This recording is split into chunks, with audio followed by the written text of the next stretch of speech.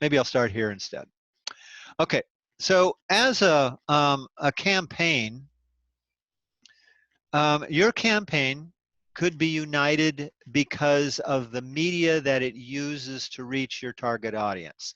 So this first one that I have on here, it's a media campaign where the medium is a billboard. So it's a billboard campaign. And it uses metaphor. And so in this case, it's using a shoe or a boot as the visual metaphor to elicit the consumer's mind, in the consumer's mind, a need to invest. So it's not selling shoes. That would be direct. This is using shoes as a metaphor for something else that otherwise is more complex or complicated or difficult to understand. If somebody's selling shoes, I get it. You're selling shoes? Oh, okay. What do they like? Let's see. In this case, it's about this asset management company that is trying to stand out among its competition from other investment firms and tell people why, or move market share to, more to them, or attract new customers, people who have not invested anything before. It's that. So that whole idea of investment is just, oh my God, what is that? That's really grown up stuff, and you know, and it's hard to get a handle on of what that is or how to represent it. If we represented it directly, I guess we'd have papers and pens and, you know, and stuff like that. And it's like, well, that's not very visually engaging. So the reason for using metaphor does make sense here. So on the structure of a billboard, we've got this one. Go ahead, hang your boots. Your future is secure. So literally hanging boots there to attract visual attention. It has some connection to the tagline or slogan, to bring us into a logical conclusion. That's the story. This is the attention grabbing. This is sentence one. This is the headline, but it's in visual form, attracts our attention. This then is like the first paragraph kind of thing. And it's leading us in telling the story to, oh, okay, now I'm going to remember those guys. I'm only going by this for a few seconds on the highway, you know, see this billboard. So the message has to be delivered quickly, has to be engaging, can't make me want to crash. But I've got that information now, and I will more likely remember this company name, or that's the point, so that I look them up later. So then later on down the road, or I or in another town or something, I see it presented this way. And so I have a different tagline. Don't be tied down by a shoestring budget. At first, of course, I should have started with this, because I'm attracted with this. Well, that's a little unusual. You know, I see it at an angle, and it's like it's tied down to this big bolt in the ground. And then the phrase, again, connects to what I'm seeing visually. Don't be tied down by a shoestring budget. It's like a giant shoestring. So there's the shoe reference. And again, it's telling me the story leading to the logical conclusion I should invest with these guys. And the third one in this campaign, profit is the soul of investment. Let's carry you. Now, in my mind, this one is a little less clear. You know, because if I'm coming at the billboard, driving up on it like this, okay, I see these things. I see the boots. I see this very clearly right off the bat. Okay. With this one, if I'm driving up on it, I'm not sure I know what this is. So I'd say that this is the weakest of these three in this particular campaign. But even as the weakest one, it does the same kinds of things as the others too. Visually attracts our attention.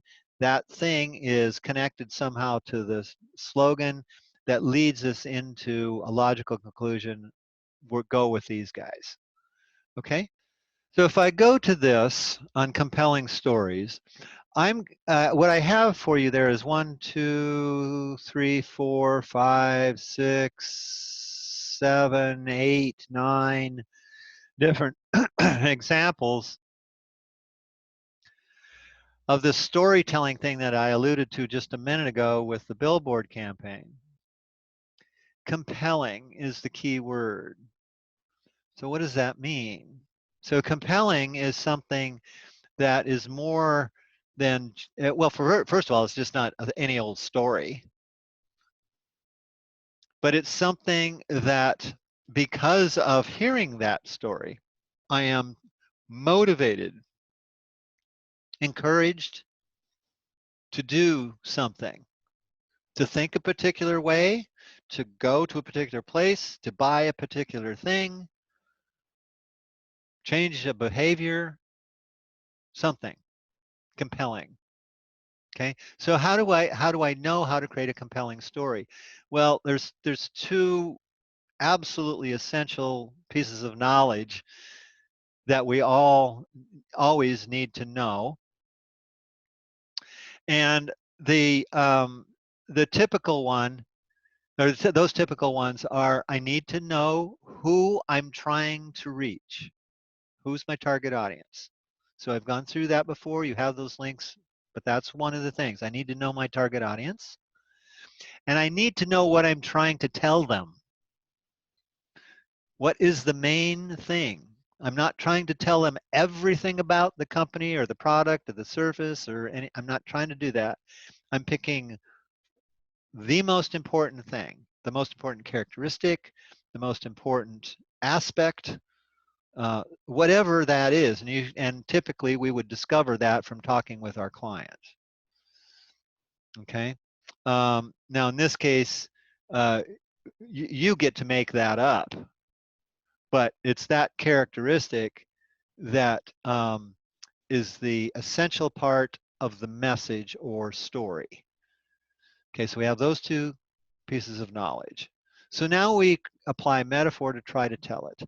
So in these examples, we have some of that. And they are from a variety of different areas of art and design. So you should have probably all studied at least a little bit about Andrew Wyeth in art history. And you no doubt saw this painting or a reproduction of this painting as one of the examples of his work. One of the things that it's doing here is certainly it has, even if I know nothing about Andrew Wyeth or about this particular painting, it seems to suggest there's some story there, doesn't it? I mean, it just kind of suggests there's something going on. I don't know what it is. So I would say that this one is suggestive in its ability to tell a story. And with that provocation, that it is now up to me to try and figure out what that is based on the clues I've been given. So I look at, well, what is it? Here's this woman lying down. Here's this, looks like a house in the distance. There's another building there. I'm looking up the angle of the hill. All of those things lead into the story. So I'm going to move on here, but without trying to totally analyze this painting for you, which I believe most of you should have done that already in art history. This is a reminder. What I want to do right now is point out the things that are there visually that are storytelling devices that make it a compelling story. And so I just mentioned some of those with this. Again, I'm not going to do this with all of them. I think I am going to do this one though. I use this example a lot. So I may have used this in one of our other classes. Pardon me if I did, but I'm still going to go over it again because it is absolutely a strong message that is here. It's like a story. And so, again, just to kind of shorten this up a little bit, I'm going to say what some of the symbols are and how they are provocative in that storytelling design. So this is the cover of a magazine. It's hard to tell that from the photograph here because it's just flat straight ahead. It's hard to know that it was a magazine, but it was a magazine called Direction. And the cover was designed by Paul Rand, one of those people that you all should know as a designer for a variety of reasons. But this is a cover he did. So it looks like there's barbed wire on there, and then it looks like there's dots on there. So those are my clues. Is there any other clue? Yeah, there looks like there's a tag there that says, up here it says Merry Christmas, and then I see the dates on it in 1942. So what's going on in 1942? Of course, it's in the middle of World War II, and during Christmas time, and normally at Christmas time or celebrating that season, there would be gift exchanges and things like that, and the typical color combination would normally somehow involve the color red. And so there's a suggestion of package wrapping here. There's a suggestion of like confetti or sprinkles or something like that. But it's happening during World War II. And so, okay, there's soldiers who are not necessarily at home with their families and doing that what would normally be a gift exchange kind of thing. Instead, they're fighting a war and people are getting shot. So we have double kinds of meanings here, where the metaphor involves this idea of a package, but the package is a dangerous package, and it's talking about some serious things, but it's representing the conflict or the juxtaposition of what is normally a very joyous time with the time that, especially during the warriors of this time, that was not the case at all. And so that it's a juxtaposition of things, a contrast, putting things out of their normal context to make the story more compelling. The last one, which I can't I've discovered I can't play for you here and have the sound work for you, but if you have not watched this video, you need to do that. It's from a movie called A Time to Kill that Matthew McConaughey was in a number of years ago now, and he's a lawyer. And I don't think I'm going to tell you any more about it. And I'd like you to watch this movie and see how it affects you emotionally. Because one of the other aspects of a compelling story is that it has an emotional impact. It has an emotional side to the way the story is told. And that many times involves the sequence in which information is revealed. And it's all the same information, but if it was jumbled up in a different way, then it's not going to have the same kind of impact.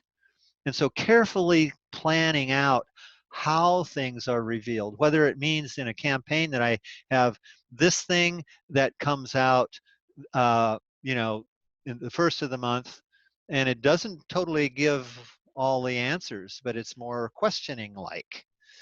And then maybe a month from now, I get something else that because of the style, it references the first thing and it supplies some more information. And so it kind of goes along in that sequential reveal of information to make its point. Perhaps, and I guess the way I'm talking about it, it's like an ad campaign, or it could be like a billboard campaign. But it also reminds me of another example that I don't have on here, and it was an aftershave roadside commercial or roadside early billboard kinds of things that went on quite a long time ago. It's back, I think it came out in the 20s, maybe the 1930s, but almost 100 years ago, I guess now. Huh? And they were these little signs. They were just like 2-3 words on them as a horizontal white, usually white board with these words on it. They weren't big billboards up in the air. They were kind of down lower to the ground, maybe 4 or 5 feet off the ground is all. And you'd see that, and then maybe 300-400 feet beyond that, there would be another one with some more. And then 300-400 feet more, there'd be another one. So you'd be going down the road and you'd read this part, then you'd get to the next, and then you'd read that part. So sequentially, the message would be revealed. The reason for that makes it effective in that particular case is that it's lasting a longer period of time. As far as billboards go, I mentioned in that first one, you're kind of only seeing it for a few seconds, and then that's it. So it has to, in that sense, it has to rely on something really strong visually to stick in your head. The one I'm describing right now, because of sequence, that's stretching out the amount of time that a viewer, a driver, is seeing information that's related to whatever the punchline is, whatever the end result is. It's leading us to that point, to that whatever we want them to do. Compelling. It's also perhaps examples of ways that you connect the slogan with the imagery. And so maybe the final point on this, that connection between slogan and imagery, they should not say the exact same thing. They need to support one another.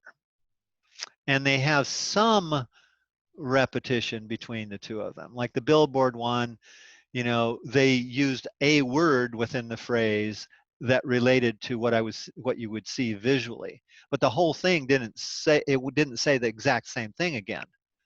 That's called useful redundancy. Useful redundancy. So if it were not useful redundancy, it would be repeating the same thing in the same manner. That is not helpful. Okay, but if I say it again in a slightly different way, and in this case, we're talking about a visual way and a verbal way, if those two things can be done creatively, metaphorically, then they can be a real powerful way to get your message across. I have a question kind of going off that, just to clarify. So I also wanted to do a website. Mm-hmm. So would redesigning it and then, like you said, promoting like the product that has the metaphor applied to it count as doing that? That's interesting. So you have a general long-term website, but there's an aspect on that website for a specific product or something. Like a special line or something? Yes. Yes, you could do it that way. Uh-huh. Okay. Yeah. So let's see if we can think of examples there. Yeah. In fact, an easy example would be that something comes up. There's a sale. You know, these are this month's specialty items or what something, you know, like that. Yes. They're only on sale. They're only available at this price for a week, or it's for the event for this week is this. Does that help a little? Mm-hmm. Okay. Yeah, I just like so if I don't okay, never mind. I have like a million thoughts right now, but for so like if I were to highlight like this new line of products that's part of this campaign or this metaphor, so like mine is like the game changers. Yes. That's my metaphor. Uh-huh. So if I were to promote like that line of products, like just as that without having to do like a sale type thing, is that still? Yeah. Yes. Sorry, Like I just within? used a sale. I just use that as one example among many. Okay. But Okay. I think maybe a better way, instead of an example, would be to say it's a specialty aspect. So you could, if game changers is your metaphor, you are distinguishing that line from everything else for some reason, and that reason is the characteristic, and the characteristic is what is metaphorically illustrated. Okay. Okay, that makes sense. Thank you. Yeah, yeah, I love it.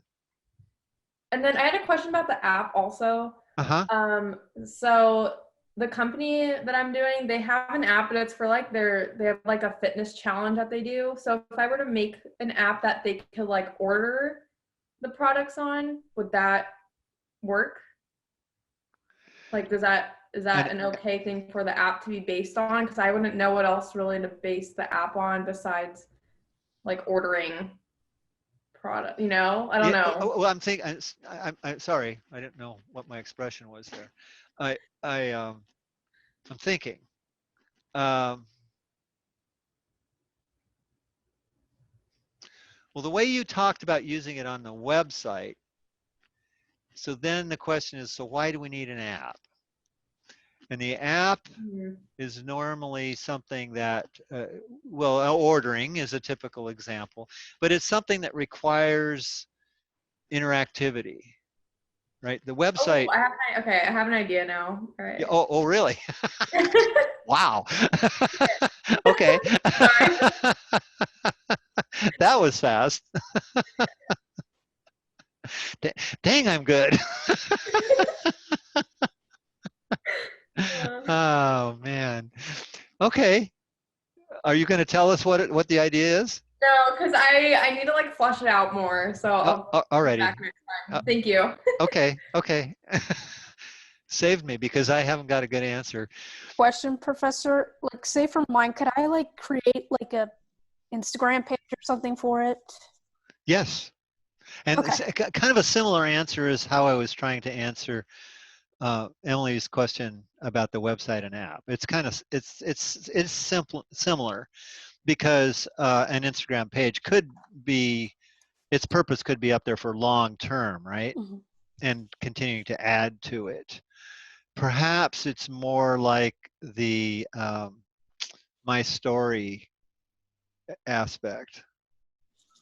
Okay. Maybe we got to think through that one, but it's it, it's on the special side,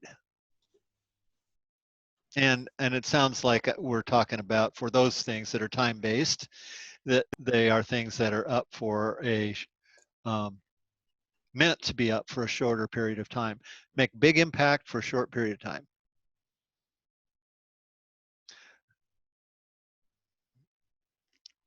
Okay. Um, and I want to come back because the comment, both Mackenzie's question and Jasmine, how you answered it and back and forth there. So, and I'm going to use, have you guys all watched the Matthew McConaughey one?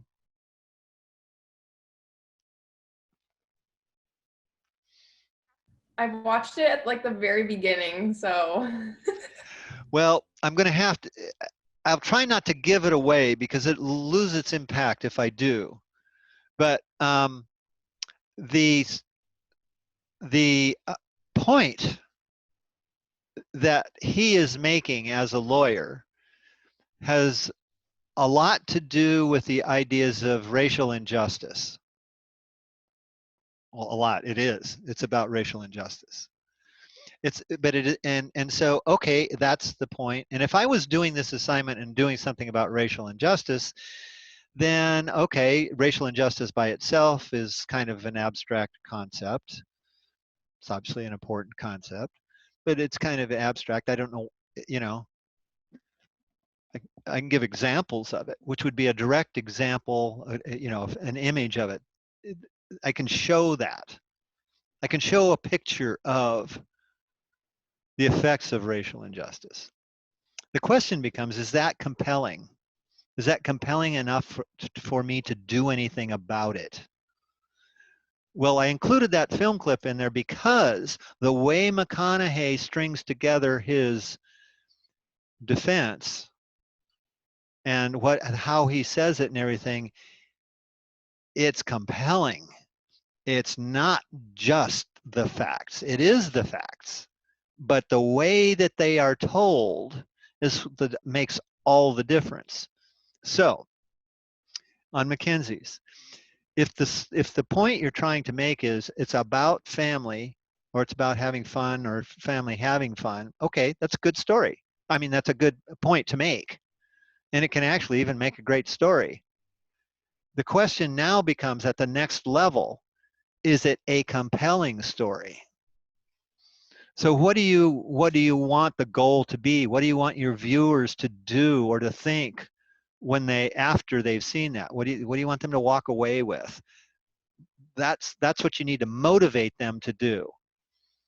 And so by knowing your target audience and what will absolutely get to the core of them as individuals, that's what you want to try to tap into. And that makes it compelling. So it's not just the story, and it's not just coming up with the things that represent that. It's doing it in a way. So today, I guess I'm finding myself talking an awful lot about sequence of those things. And you are doing a video. So so that does make sense here for sure. It's time-based. And if you're working on any of these other time-based applications, like an app in particular, or a website where you don't see everything at one shot, even an Instagram post, you don't see it as one shot. So you have to explore the uniqueness aspects within each of those that can work in your favor, that can to really connect with your target audience. Then it will be compelling. Okay. And So like, yeah, that's good. I think my main question is, so who is your audience? I think my audience is going to be more actually like people around my age or below, teenagers more in the Bay Area, definitely, because BART's basically just a Bay Area travel system. Because yeah, that's generally it. Okay. Because I feel like not a lot of younger people, because I actually didn't really know much about like how they actually thought about like expanding and stuff. So I feel like it'd be good to like try to connect to that audience, just so like brings up a topic to think about. Yeah. Okay. So I think you're basically on the right track, but I do want you to think about one thing here. So we're assuming that the goal is to, in fact, get BART extended to the valley, right? That's our whole reason for doing this. So are people your age who live in San Francisco or the Bay Area, are they the ones that ultimately are going to make it possible to have this built?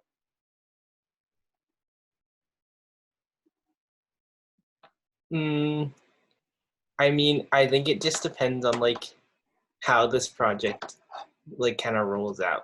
Like for example, since it would take like multiple years, or if it could take multiple years to like build up to eventually actually like going through with the project, I feel like you need to approach the younger people that are actually like gonna be like, I guess not in charge, but like I'm just gonna say that because I can't think of the right phrase of like, or like the main people contributing to like the building of that.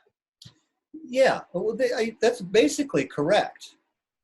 So now if we keep thinking about this target audience, are they currently, are there a bunch of them that are trying to come back and forth to the Central Valley and the Bay Area? Is that the group that wants to do that? Yeah, I think it's just like, yeah, it's the people that in the future are looking for like, or I guess, yeah, you could say broadly like looking for jobs in the Bay Area after graduation. I think I misunderstood you. So if we're talking about people your age that are in the Valley but want to work in the Bay Area, they are ones that are highly motivated to get the BART extended. People your age that are living in the Bay Area have no big desire to come to the Valley. They're already in the Bay Area. See what I mean? Yeah, I see what you're saying. So now the reason that another group that is living in the Bay Area that has a vested interest in wanting BART to extend are those folks that do live and work there, but the cost of housing is so darn high, they're moving out of the Bay Area to live, and they're commuting by car. So they're living in Tracy and, you know, and by extension into Stockton and even into Sacramento, and traveling every day to work in San Francisco and Oakland. So those people have a vested interest in seeing BART extended. So what we're looking at, so what I'm trying to do is draw a connection between the target audience and their natural motivation to want something to happen. So if we talked about aspirational lifestyle goals, and we talk about someone your age living in the Central Valley, well, a typical, not uncommon aspirational goal would be well, I'm 20, 23, 25 years old, and I want to live, I want to work in San Francisco and have access to all that. I don't have enough money to actually live there yet, but I want to have access to all the things that San Francisco has to offer. And you know, I'd like to be able to just get on the train, get on BART and ride from downtown Stockton to downtown San Francisco every day, right? That's a lifestyle reason that my target audience, the way you defined it, might have. And then the other example that I gave was someone who actually does live in the Bay Area, but the characteristic there that's motivating is the cost of housing is too high for them to stay there. And so they have already moved out or want to move out for cheaper housing, but still keep their job that they have in the Bay Area. So this is a very realistic situation. And so I'm really happy to hear that that interested you in going that way. So now your step is to really nail down this target audience and what their motivations might be so that they are receptive. That's the word we're looking for. So that they're receptive to any campaign that you would put out for them, whether it's a voting campaign, whether it's, or some other thing. You know, you're not selling a product in the typical sense that an individual has. You're selling a service, and currently the service needs to be extended. And so what are the roadblocks to that? You need to know what those are, and then you address those roadblocks by presenting them to a group of people that are already motivated to see BART happen and what they can do about it then. So what you want them to do could be to vote for this to happen. That would be an example. Okay, so your research is going to reveal what some of those options would be. Okay? You could have everything totally in line in terms of I've got a good metaphor, I know what my target audience will respond to, I know what my characteristic that my client is trying to get across. You may have all that in mind. But how to tell it in a way that basically the criteria I like to use is that you get an emotional response to that message from your audience, not just an intellectual one. It's not just that I know this, but I can feel it speaking to me as an individual person. And because I feel that kind of connection, I don't have to feel overwhelmingly happy or overwhelmingly sad or just, it's not that. It's just that I can, oh, it is me that we're talking about here. That's what I mean by an emotional connection or a feeling connected to your message. So it gets to finally the step there of how you present that metaphor in the sequence in which you present the information and the applications that you use to deliver that message. That's what ends up turning the corner a little bit, taking it beyond just the facts that are presented through metaphor, but the facts or the message being presented through metaphor in a way in which a specific group of people really responds to it on this feeling level, in addition to now knowing what to do. That's your goal. That, I believe, is one of the most difficult things to do in graphic design. I really do. I think it's the hardest thing to do. But it's a goal. So we want to try and see if we can do that. What is the characteristic that you're trying to communicate? What is the message from your client? I hear products, I hear services, I hear that kind of thing. We're all right on top of that. So the part I'm suggesting here is, what's the characteristic of that thing, that product, that business, that service, that line of products? What's the characteristic that we want to really emphasize with this campaign, that ultimately sets it apart from any other competitors' similar line of products or services or competition?